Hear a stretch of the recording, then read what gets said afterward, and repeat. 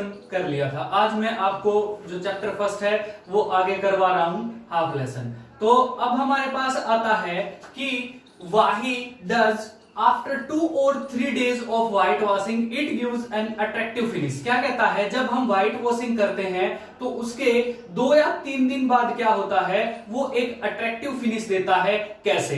We know that, हम जानते हैं क्या होता है। इस आंसर के अंदर जो हमारे पास व्हाइट वॉशिंग करते हैं हम, वो कैल्शियम हाइड्रोक्साइड होता है। क्या होता है? कैल्शियम हाइड्रोक्साइड, जिसको हम किसके नाम से जानते हैं? Slaked lime. किसके नाम से जानते हैं? स्लेक्ड लाइम के नाम से जानते हैं। अगर ये क्या करेगा, एटमॉस्फेरिक कार्बन डाइऑक्साइड के साथ क्या करेगा, रिएक्ट करेगा, तो ये क्या करेगा, हमेशा ही हर पोजीशन के अंदर क्या करेगा, कैल्शियम कार्बोनेट की एक लेयर दीवार के ऊपर क्या करेगा, फॉर्म्ड करेगा, और प्लस में क्या रिलीज करेगा, पानी रिलीज करेगा। क्या रिलीज करेगा? पानी रिलीज करेगा। ये जो पानी होगा वो कमरे की हीट के कारण क्या होगा, वो वेपोराइज हो जाएगा। इस वजह से कैल्शियम कार्बोनेट की एक पतली सी लेयर बनने के कारण क्या है, वो एक दीवारों पर एक अट्रैक्टिव फिनिश देता है। अब हमारे पास क्या है, नेक्स्ट क्वेश्चन आता है। कल हमने डिस्प्लेसमेंट रिएक्शन के बारे में पढ़ा था पिछली वाली वीडियो में, तो इसमें क्या है, उसी से रिलेटेड एक क्वेश्चन है कि जो हमारे पास क्या होता है, आयरन सल्फेट होता है, जब उसके अंदर हम क्या करते हैं, आयरन नेल क्या करते हैं, डिप्ड करते हैं, अगर तो उसका कलर क्या हो जाता है, चेंज हो जाता है। ऐसा क्यों होता है, इसमें देखेंगे। क्योंकि क्या होता है, हमारे पास CuSO4 होता है, हमारे पास कॉपर सल्फेट होता है, ठीक है। अगर इसके अंदर क्या करेंगे, आयरन नेल डिप्ड कर देंगे हमारे पास, तो आफ्टर द रिएक्शन क्या घटित होगा, इसका कलर क्या है, चेंज क्यों हो जाएगा। We know that very well, copper sulphate solution is blue in colour, मतलब ये ब्लू कलर का होता है, नीले कलर का होता है। When iron nail dipped in it, जब इसमें आयरन नेल क्या है, डिप्ड की जाती हैं, तो ये क्या करता है, हमेशा ही क्या करेगा, आयरन सल्फेट मतलब फेरस सल्फेट और प्लस में क्या करेगा, कॉपर फॉर्म्ड करेगा, मतलब डिस्प्लेसमेंट रिएक्शन होगी। The more reactive elements displaces a less reactive element from its salt solution. जो हाई रिएक्टिव एलिमेंट है वो लेस रिएक्टिव एलिमेंट को उसके साल्ट सॉल्यूशन से क्या कर देंगे, डिस्प्लेस कर देंगे। तो इसका कलर हमारे पास कैसा होगा, ब्लू कलर का होगा। तो इसका क्या हो जाएगा, ग्रीन कलर का हो जाएगा हमारे पास। इसी वजह से आयरन सल्फेट बनने की वजह से इसका कलर कैसा हो जाता है, ग्रीन कलर का हो जाता है। ये डिस्प्लेसमेंट रिएक्शन के अंदर आता है। अब हमारे पास नेक्स्ट क्वेश्चन आता है, डबल डिस्प्लेसमेंट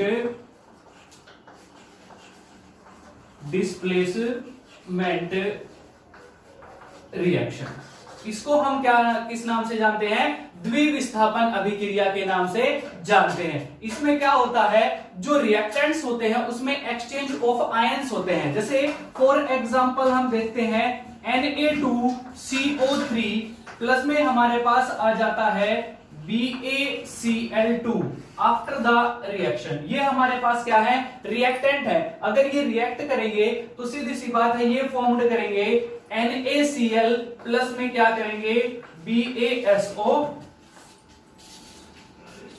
सॉरी ये Na2SO4 था, तो Na2SO4 अगर BaCl2 के साथ क्या करेगा, रिएक्ट करेगा, तो NaCl प्लस BaSO4 फॉर्म्ड होगा। तो ये क्या होगा, इनसोल्युबल सॉल्ट फॉर्म्ड होगा यहाँ पर।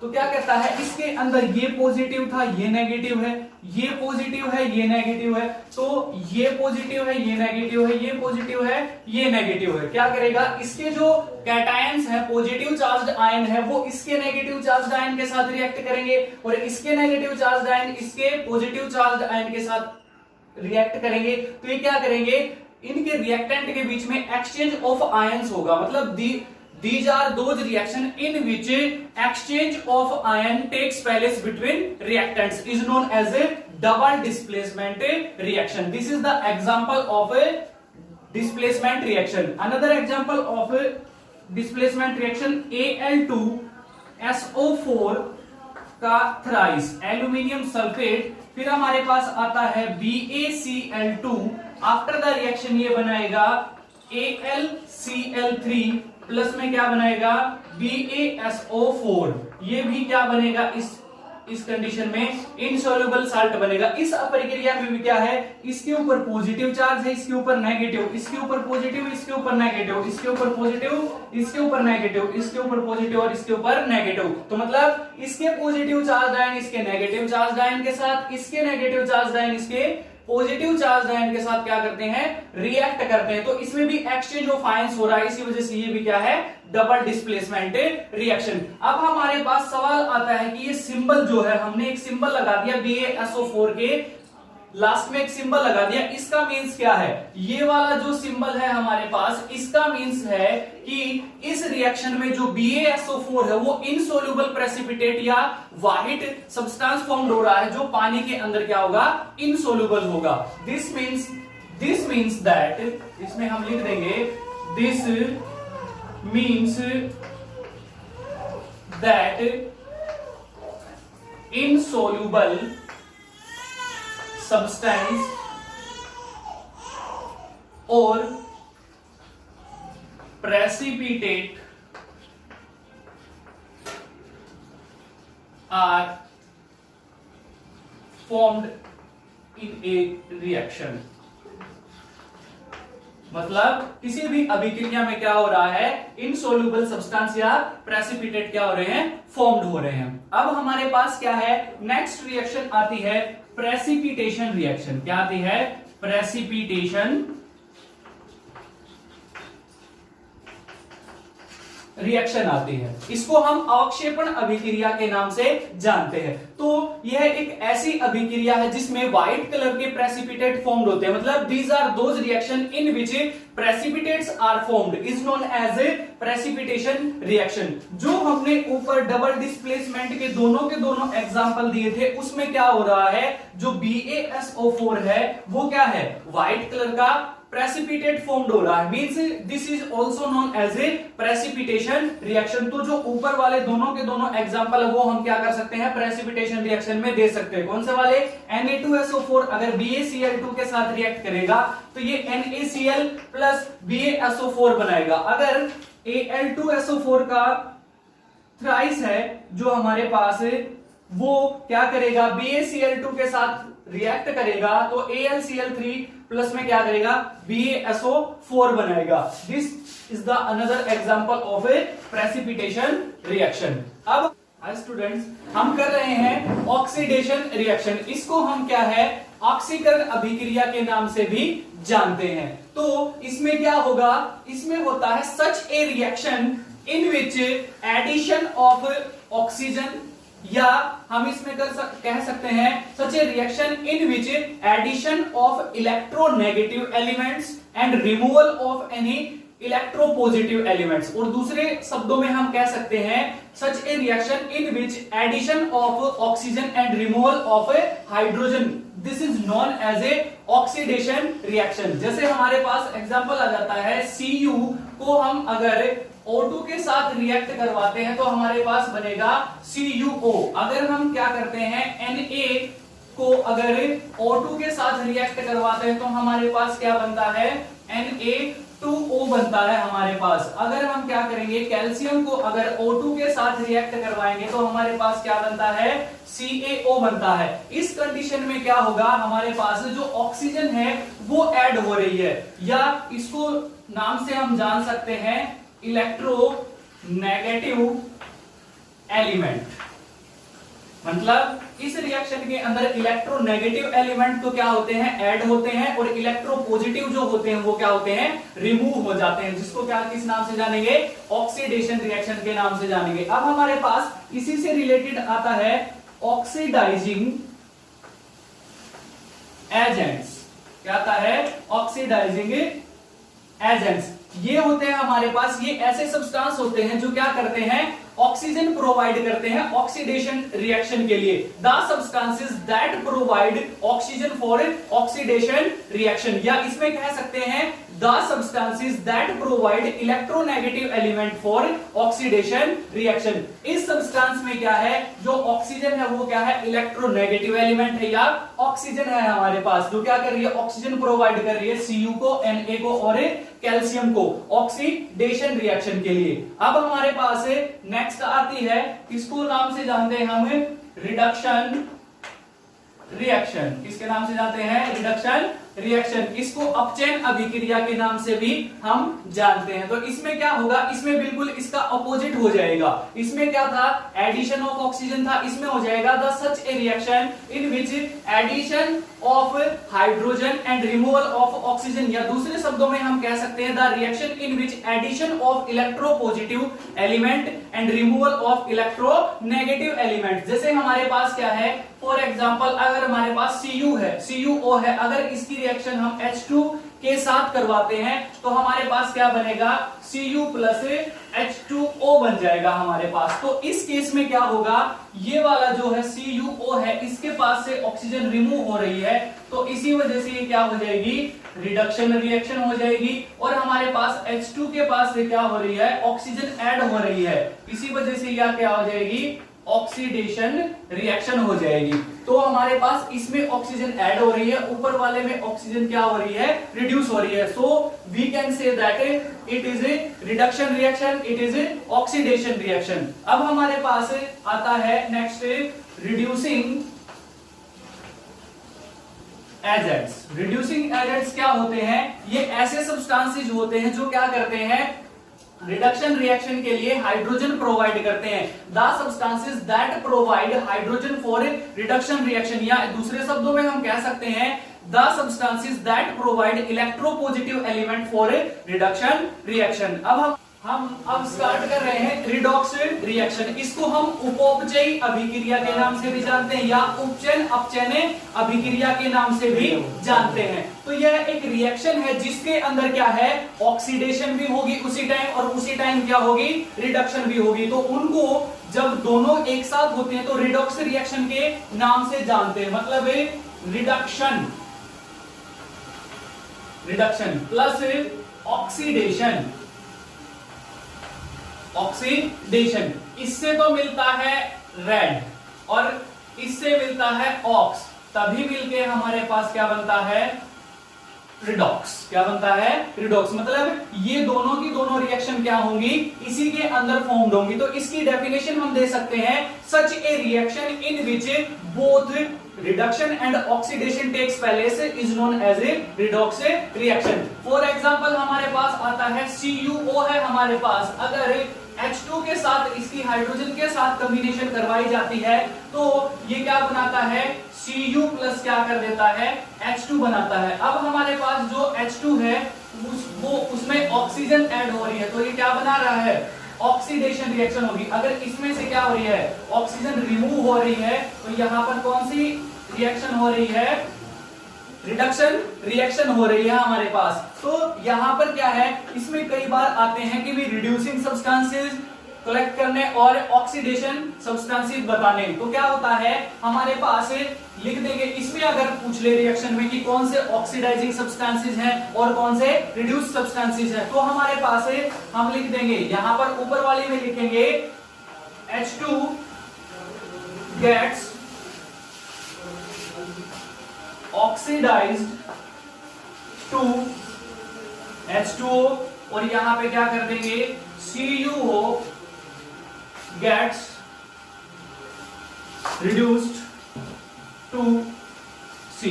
मतलब यहाँ पे H2 जो है वो ऑक्सीडाइज्ड होकर H2O बना रही है और CuO जो है वो रिड्यूस्ड होकर क्या बना रही है, कॉपर बना रही है हमारे पास। तो इस प्रकार से क्या है, ऑक्सीडाइजिंग को और क्या है, रिड्यूस सब्सटेंसेस को क्या करते हैं, हम शो करते हैं। तो इस प्रकार से हमारे पास ये रिएक्शन क्या होती है, कंप्लीट हो जाती है हमारे पास। तो अब हमारे पास आता है कोरोजन। क्या आता है, कोरोजन। जन। कोरोजन को हम क्या बोलते हैं हिंदी में, संक्षारण के नाम से जानते हैं। किसके नाम से जानते हैं? संक्षारण के नाम से। तो क्या होता है इसमें क्या होता है, ये जंग का ही एक प्रकार होता है जिसमें क्या करता है, जो जंग होता है वो लोहे की वस्तुओं को खराब कर देता है। मींस डेफिनेशन में अगर हम कहेंगे तो ये होगा the weakening of metal articles due to atmospheric factors या environmental factors is called corrosion। इसके अंदर क्या, जैसे फॉर एग्जांपल हमारे पास है रस्टिंग ऑफ आयरन हो जाता है। अगर हम क्या करेंगे, लोहे की चीजों को बाहर छोड़ देंगे, ऑक्सीजन की क्वांटिटी भी होगी बाहर, H2O की क्वांटिटी भी होगी हमारे पास, तो एयर तो होती ही होती है। अब हमारे पास ये क्या करेंगे, सारे के सारे जो है ये इन्वायरमेंटल फैक्टर्स हैं, ये अगर एक दूसरे के साथ रिएक्ट करेंगे हमारे पास तो क्या बनाएंगे, Fe2O3 इंटू XH2O बनाएंगे हमारे पास। यहां पर जो है वो ऑक्सीजन के क्या है 3/2 मॉलिक्यूल्स क्या करते हैं, यूज होते हैं इस रिएक्शन में। तो इसी वजह से हमारे पास क्या बनता है, फेरिक ऑक्साइड। मतलब ये होता है, इसका केमिकल नेम हो जाएगा हाइड्रेटेड फेरिक ऑक्साइड या फेरस ऑक्साइड हो जाएगा। हमारे पास क्या होता है, इसको हम क्या है दूसरे नाम से रस्ट के नाम से भी जानते हैं। ये होता है हमारे पास कोरोजन। और इसके क्या है, कुछ डिसएडवांटेजेस हैं। यह क्या करता है, जितने भी मेटल्स आर्टिकल होते हैं, जैसे आयरन है हमारे पास, ब्रिजेस होते हैं, कार बॉडीज होती हैं, शिप्स होते हैं, उनकी बॉडीज को क्या कर देता है, डैमेज कर देता है लगातार। अब हमारे पास क्या है, इसको प्रिवेंट करने के लिए हम क्या है, इसमें कुछ उपाय करते हैं। जैसे प्रिवेंशंस होती हैं, इसकी प्रिवेंशंस होती हैं बचाव के उपाय। नंबर 1 क्या करता है, हम क्या है आयरन आर्टिकल्स के ऊपर क्या करेंगे, अगर ऑयल प्रोवाइड करेंगे तो ऑयल लगाकर भी हम क्या कर सकते हैं, उसको जंग लगने से बचा सकते हैं। By applying the oil on an iron articles, by applying the grease on an iron article, grease लगाकर भी क्या कर सकते हैं, हम आयरन आर्टिकल्स को प्रोटेक्ट कर सकते हैं। फिर आता है हमारे पास by galvanization method. Galvanization method होता है यशद लेपन। यशद लेपन में क्या होता है, आयरन आर्टिकल्स को प्रोटेक्ट करने के लिए उसके ऊपर जिंक की परत चढ़ाई जाती है, उसको बोलते हैं यशद लेपन, गैल्वेनाइजेशन। फिर हमारे पास आता है बाय इलेक्ट्रोप्लेटिंग। इलेक्ट्रोप्लेटिंग होता है विद्युत लेपन। हमारे पास इसके अंदर क्या होता है, आयरन आर्टिकल्स को प्रोटेक्ट करने के लिए क्या किया जाता है, क्रोमियम या टीन की परत चढ़ाई जाती है इलेक्ट्रिक करंट के जरिए से, जिसको हम इलेक्ट्रोप्लेटिंग के नाम से जानते हैं। अब हमारे पास आता है एनोडाइजिंग। एनोडाइजिंग क्या होता है, एनोडीकरण होता है, जिसके जरिए से क्या किया जाता है, आयरन आर्टिकल्स को प्रोटेक्ट किया जाता है जंग से बचाने के लिए। और उसके अंदर एल्यूमिनियम की परत चढ़ाई जाती है, एल्यूमिनियम के बर्तन बनाने के लिए, जो क्या करते हैं, हमको एक अट्रैक्टिव फिनिश देते हैं। इस प्रकार हम जंग से बचा सकते हैं, या अलॉय बनाकर भी हम क्या कर सकते हैं, लोहे को जंग लगने से बचा सकते हैं। ये इसकी क्या थी, प्रिवेंशन थी। अब हम पढ़ेंगे स्टूडेंट्स रेंसिडिटी। रेंसिडिटी मींस होता है विकृत गंधिता। क्या होता है, विकृत गंधिता। विकृत मतलब खराब हो जाना, गंधिता मतलब गंध। मतलब जो हमारे पास oil and fat containing food items होते हैं वो क्या होते हैं, रेंसिड हो जाते हैं, खराब हो जाते हैं, तो उसको बोलते हैं रेंसिडिटी। मतलब the change in taste, smell and colour of the oil and fat containing food items due to oxidation reaction. ऑक्सीकरण अभिक्रिया के कारण जो हमारे पास चिप्स वगैरह होते हैं, कुरकुरे वगैरह होते हैं, उनका जो टेस्ट है वो बदल जाएगा, स्मेल बदल जाएगी, कलर बदल जाएगा, जिसको हम किस नाम से जानते हैं, रेंसिडिटी के नाम से जानते हैं। जो रेंसिड फूड होता है वो हमारी कंजप्शन के लिए क्या होता है, हार्मफुल होता है, क्योंकि हम उसको खा नहीं सकते, अगर खाएंगे तो क्या हो जाएंगे, बीमार हो सकते हैं। तो इसके बचाव की क्या है, कुछ उपाय है, प्रिवेंशन से। हम क्या कर सकते हैं, बाय यूजिंग द एंटीऑक्सीडेंट्स, प्रतिऑक्सीकारकों का प्रयोग करके हम क्या कर सकते हैं, इससे बच सकते हैं। हमारे पास प्रतिऑक्सीकारक हैं BHA एंड BHT। हमारे पास इसकी फुल फॉर्म हो जाएगी, हमारे पास इसकी हो जाएगी ब्यूटालेटेड हाइड्रोक्सी एनीसोल। क्या हो जाएगी, ब्यूटालेटेड हाइड्रोक्सी एनीसोल। और दूसरे वाले की हो जाएगी butylated hydroxy toluene. Is that clear? तो अब हमारे पास सेकंड पॉइंट आता है oil and fat containing food items kept in air tight container, मतलब जो हमारे पास फैट एंड ऑयल सब्सटेंसेस होते हैं उनको हम क्या करेंगे, एयर टाइट कंटेनर में क्या कर देंगे, बंद कर देंगे। फिर हमारे पास चिप्स पैकेट्स आते हैं, कुरकुरे आते हैं, तो इनमें क्या है, by flushing the inert gas in the packets of oil and fat containing food items, जो चिप्स के पैकेट वगैरह होते हैं, कुरकुरे के पैकेट होते हैं, उनको हम किस गैस से भर देंगे, नाइट्रोजन गैस से भर देंगे। इस प्रकार से हम क्या कर सकते हैं, रेंसिडिटी से क्या कर सकते हैं, बच सकते हैं। अब हमारे पास आते हैं एंटीऑक्सीडेंट्स, क्या आते हैं, एंटीऑक्सीडेंट्स, इनको हम प्रतिऑक्सीकारक के नाम से जानते हैं। अब हमारे पास इसकी डेफिनेशन हम करेंगे, the substances that prevent from rancidity is known as antioxidants. ऐसे सब्सटेंसेस जो क्या करते हैं, रेंसिडिटी से क्या करते हैं, प्रिवेंट करते हैं, उनको बोलेंगे। हमारे पास क्या है, BHA और BHT, ब्यूटालेटेड हाइड्रोक्सी एनिसोल और ब्यूटालेटेड हाइड्रोक्सी टोल्यून, ये दो हमारे पास क्या है, एंटीऑक्सीडेंट्स है। अब हमारे पास आता है जो oil and fat containing food items होते हैं, उनके चिप्स पैकेट को, उनके फ्लश्ड बैग को हम क्या करते हैं, नाइट्रोजन गैस से भरते हैं। क्यों? क्योंकि because it is A inert gas.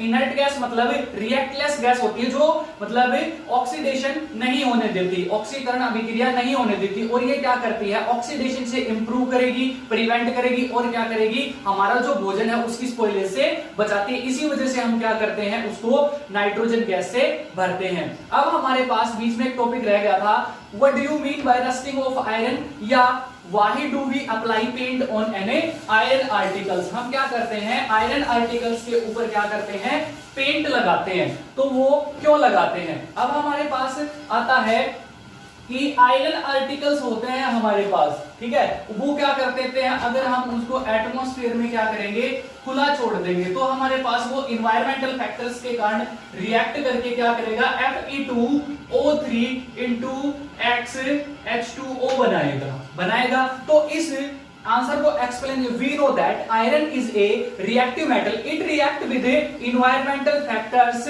Like, हमारे पास क्या है, O2 है, एयर है, H2 है, इनके साथ रिएक्ट करके क्या बनेगा, एक ब्राउनिश कलर की लेयर क्या करेगा, उसके ऊपर फॉर्म्ड कर देगा, जिसको हम किसके नाम से जानते हैं, रस्ट के नाम से जानेंगे। किसके नाम से जानेंगे, रस्ट के नाम से। और इसका केमिकल नेम हो जाएगा हाइड्रेटेड फेरिक ऑक्साइड या फेरस ऑक्साइड हो जाएगा। तो वो ब्राउनिश कलर की लेयर क्या करेगी, उसको कोरोड कर देगी, खराब कर देगी। This layer is called rust and this process is known as a rusting of iron, that is why we apply paint on any iron articles. और ये रिएक्शन हम क्या कर सकते हैं, इस आंसर में दे सकते हैं। अब हम करेंगे स्टूडेंट से, why should a magnesium ribbon be cleaned before burning, मतलब एक मैग्नीशियम रिबन को हम क्या करते हैं, जलाने से पहले साफ करते हैं। क्यों करते हैं, because magnesium is a very reactive metal, it reacts with atmospheric oxygen present in air and forms a layer of magnesium oxide over it. This layer resists the fire.